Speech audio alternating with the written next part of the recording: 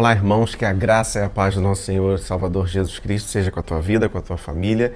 E hoje nós vamos conversar sobre esse tema, famílias cheias do Espírito. Vamos orar? Senhor, nesse momento nós te damos graças e pedimos a tua bênção, pedimos que o Senhor nos guie no estudo da tua palavra e fale aos nossos corações. Oramos em nome de Jesus. Amém. Famílias cheias do Espírito. Efésios capítulo 5, versos de 15 a 20. Diz assim a boa palavra do Senhor. Portanto, tenham cuidado com a maneira como vocês vivem, e vivam não como tolos, mas como sábios, aproveitando bem o tempo, porque os dias são maus. Por esta razão, não sejam insensatos, mas procurem compreender qual é a vontade do Senhor. E não se embriaguem com vinho, pois isso leva à devassidão, mas deixem-se encher no Espírito, falando entre vocês com salmos, hinos e cânticos espirituais, cantando e louvando com o coração ao Senhor, e dando sempre graças por tudo a nosso Deus e Pai, em nome do nosso Senhor Jesus Cristo. Vivemos dias muito difíceis, dias complexos. Parece que há uma conspiração contra as nossas famílias. Nossas famílias são afetadas, atacadas de todos os lados. E eu não me refiro aqui apenas às famílias cristãs.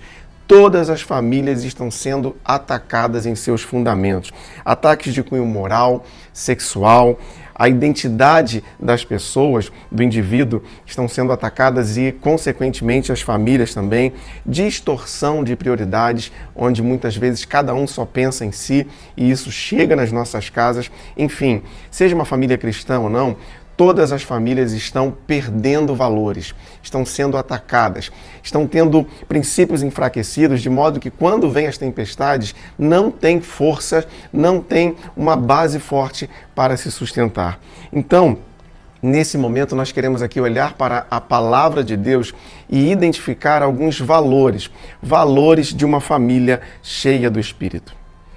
E o primeiro valor que nós identificamos em uma família cheia do Espírito é a sabedoria.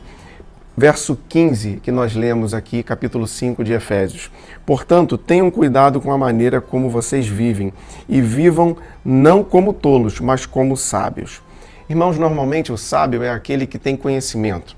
É aquele que, diante de uma decisão, ele busca aprender, busca ter a prática da coisa, e isso é bom. É bom nós sabermos, é bom termos conhecimento, é bom termos esse tipo de preparação para as decisões da vida. Mas, de fato, para o cristão, para uma família cristã, a sabedoria ela é fundamental, porque ela não se baseia apenas no conhecimento, ela não está pautada apenas em uma prática humana, mas ela está pautada no temor a Deus. Provérbios capítulo 9, verso 10. O temor do Senhor é o princípio da sabedoria. Temer a Deus é o princípio da sabedoria. Então, nossas famílias que devem ser sábias, devem ser famílias que temem a Deus. Temos que orar por isso, buscar isso. O viver, então, como um sábio, ele não se torna apenas vinculado a boas ou más decisões, a uma preparação ou não preparação em termos de conhecimento.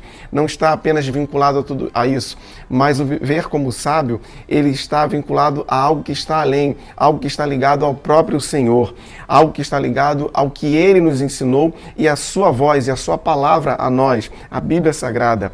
Lâmpada para os meus pés é a sua palavra, ela nos ilumina, ela nos guia pelo bom caminho. Está lá no Salmo 119, verso 105. Mas então, em termos de sabedoria, essa sabedoria que está em nossos lares através da palavra do Senhor, ela deve ser ensinada, ela deve ser cultivada. Provérbios capítulo 22, verso 6. Ensine a criança no caminho que deve andar, e ainda quando for velho, não se desviará. A sabedoria que é ensinada em nossos lares, ela ajuda na convivência, nos relacionamentos. Amós 3:3. Será que dois andarão juntos se não estiverem de acordo?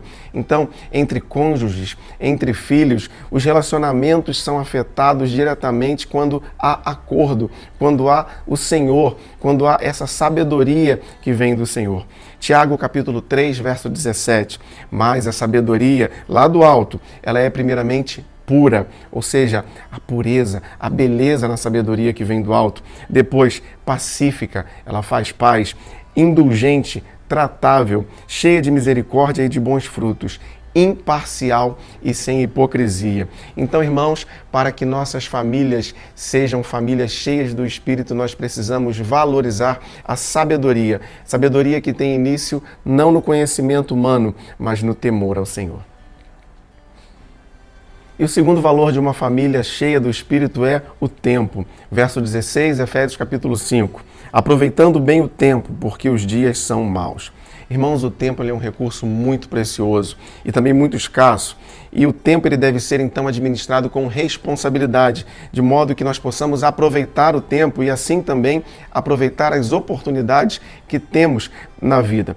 Mas eu falo aqui de aproveitar o tempo não apenas para lazer ou para viver bem, ter uma vida agradável a si próprio, mas eu falo aqui sobre aproveitar bem o seu tempo com Deus.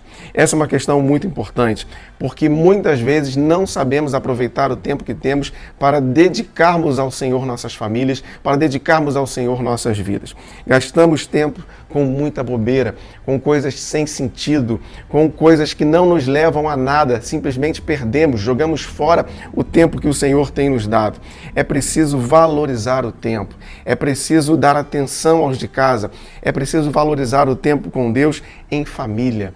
Muitas vezes deixamos de lado práticas boas, não fazemos mais o culto devocional em casa, não oramos mais em família, nós não estamos gastando esse tempo juntos em buscar ao Senhor. Isso precisa ser retomado, nós precisamos trazer esses valores de volta, aproveitar bem o tempo, porque para tudo há uma ocasião, para tudo há um tempo certo. Eclesiastes capítulo 3, verso 1.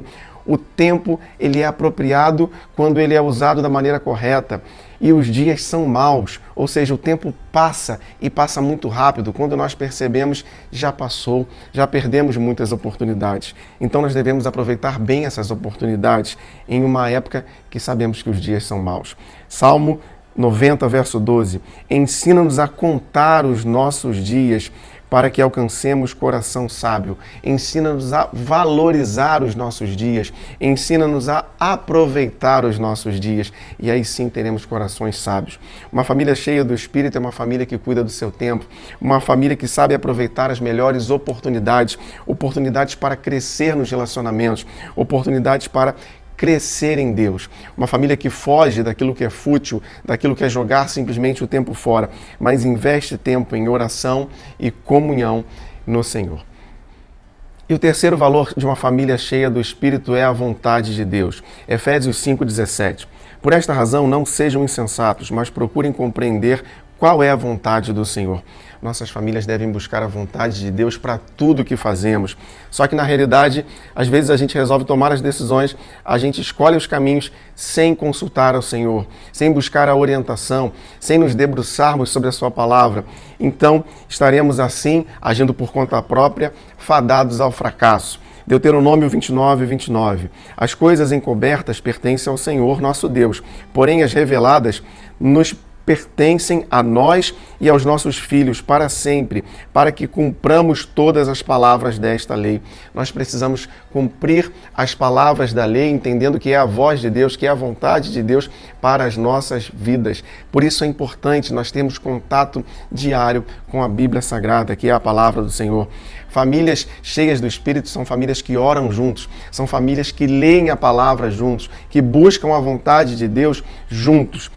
Irmão, a sua família ela é única, ela é preciosa, ela tem muito valor. Então não se conforme com aquilo que não é a vontade de Deus. Busque a vontade de Deus, ore, creia. Se há algo fora do contexto, fora do eixo, se há um parente afastado, se há uma desavença familiar, uma questão difícil, até mesmo impossível, busque a vontade de Deus, ore, coloque diante do Senhor a sua família, seja um intercessor. Romanos 12, verso 2. E não vos conformeis com este século, mas transformai-vos pela renovação da mente, para que experimenteis qual seja a boa, agradável e perfeita vontade de Deus. A vontade de Deus para a sua família família, ela é boa, perfeita e agradável.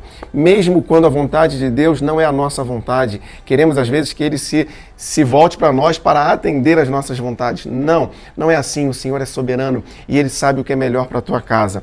Faça o que o Senhor manda, obedeça, submeta-se à vontade dEle. A vontade dEle é o melhor para as nossas famílias. Mateus 7:21. Nem todo aquele que me diz, Senhor, Senhor, entrará no reino dos céus, mas apenas aquele que faz a vontade do Pai que está nos céus. Fazer a vontade do Pai, fazer a vontade de Deus é o que faz a diferença na vida do crente e na sua família. 1 de João, capítulo 2, verso 17. O mundo e a sua cobiça passam, mas aquele que faz a vontade de Deus permanece para sempre. Então, o que deve te sustentar é o submeter-se a Deus, é o fazer a sua vontade. Famílias cheias do Espírito são famílias que valorizam a vontade de Deus. E o quarto valor de uma família cheia do Espírito é a gratidão. Verso 20, Efésios 5, dando sempre graças por tudo a nosso Deus e Pai, em nome de nosso Senhor Jesus Cristo. Irmãos, nós devemos ser gratos em todo o tempo. Nós devemos ser gratos mesmo quando não temos tudo o que queremos, mesmo quando não alcançamos todas as coisas que esperamos, mas devemos ser gratos, porque a gratidão é o reconhecimento de que o que temos foi o Senhor que nos deu. Mesmo que nossas famílias, então, não estejam totalmente de acordo com o modelo esperado, ainda haja situações que devam ser tratadas, devemos ser gratos pela família que temos. 1 Tessalonicenses 5,18, em tudo deem graças, porque esta é a vontade de Deus para vocês em Cristo Jesus. Então o desejo do Senhor é que nós sejamos gratos em tudo. Como eu disse, a família que temos, ela é graça de Deus. Estamos em família porque o Senhor é quem nos concede isso. Mas será que conseguimos identificar motivos de gratidão em nossos lares? Às vezes somos tão ingratos, tão duros. Eu quero propor um desafio a você, que nos dias que passarem você possa cada dia ser grato a alguém na sua casa por algo trivial, algo comum. Alguém fez o café, você agradeça. Alguém lavou uma roupa, você agradeça. Alguém arrumou a casa, você agradeça. Seja grato em coisas simples e você vai perceber que há ainda muitos outros motivos de gratidão, motivos maiores. Mas comece com as coisas pequenas. Seja grato em todo o tempo. Faça esse exercício. Agradeça mais. Não reclame. Seja e demonstre gratidão pelos da sua casa. Valorize a gratidão em família. Mas o que fazer então para que minha família seja cheia do Espírito? Primeiro, encontro com Deus. Efésios capítulo 1, verso 13. Nele também vocês, depois que ouviram a palavra da verdade, preste atenção, aqueles que ouviram a palavra da verdade, que tiveram conhecimento da boa nova, o evangelho da salvação, tendo nele também crido, ou seja, as pessoas, elas creram no evangelho da salvação, receberam o selo do Espírito Santo, a marca da promessa. Uma família cheia do Espírito começa com pessoas cheias do Espírito. Que todos na sua casa possam receber o Espírito Santo. E como isso acontece? Quando nós entregamos a nossa vida a Jesus. Então, se há alguém que ainda não entregou a sua vida a Jesus no seu lar, ore. Mostre Jesus, apresente a palavra, mas principalmente testemunhe com a sua vida. Viva realmente o evangelho prático, amoroso, o evangelho que é altruísta, que demonstra esse amor pelos da sua casa, para que eles sejam alcançados pela graça divina. Segundo ponto, para que minha família seja cheia do Espírito Santo, devocional diário. Esse é um ponto prático. Nós precisamos separar um tempo diário para buscarmos ao Senhor em família, para lermos a palavra, para orarmos, conversarmos sobre as coisas de Deus. Salmo 5, verso 3. De manhã, Senhor, ouves a minha voz. De manhã te apresento a minha oração e fico esperando. O salmista aqui fala de prioridade, de buscar ao Senhor logo cedo. Desenvolva ou traga novamente esse hábito à sua prática familiar, a prática da leitura, a prática da oração, a prática do devocional, do culto em casa, do culto em família. E o terceiro ponto para uma família cheia do Espírito, submissão mútua. O que é isso? Efésios 5, 5:21. Sujeitem-se uns aos outros no temor de Cristo. Família não é local de disputa. Ninguém está vendo quem é maior. Não pode ser assim. Quem cresce mais, quem aparece mais. Não, mas família é um local onde todos devem estar sob a mesma missão. Serem submissos uns aos outros. Caminhar na mesma direção, alinhar as vontades, alinhar os entendimentos para que as famílias venham a bom termo. Então, irmãos, que o Senhor fortaleça as nossas famílias, que nós possamos valorizar a sabedoria, o tempo, a vontade de Deus, a gratidão, para cultivarmos o nosso encontro com Deus diário, através do culto, através da oração, através do devocional, sendo então submissos uns aos outros. E assim nós viveremos famílias cheias do Espírito. Que o Senhor abençoe e complete a sua palavra aos nossos corações. Eu quero orar mais uma vez. Se possível for, feche seus olhos. Senhor, nós te damos graças porque o Senhor cuida de nossas vidas e cuida das nossas famílias. Que cada uma das nossas casas possam ser casas que estão firmadas na tua vontade, que buscam sabedoria vinda de ti, que desenvolvem a comunhão, que desenvolvem o crescimento juntos, orando, lendo a palavra, que todos nós possamos estar firmados em ti. As nossas questões, as nossas dúvidas, aquele que está afastado, aquela situação que é impossível, os relacionamentos que estão quebrados, nós pedimos o teu agir restaurador. Pai, usa as nossas famílias segundo a tua vontade para que sejamos famílias cheias do teu Espírito, do Espírito Santo. E assim oramos em nome de Jesus. Amém e amém. Meu irmão, que Deus te abençoe, que o Senhor guarde a sua vida, que o Senhor guarde a sua casa e que todos nós tenhamos famílias cheias do Espírito Santo.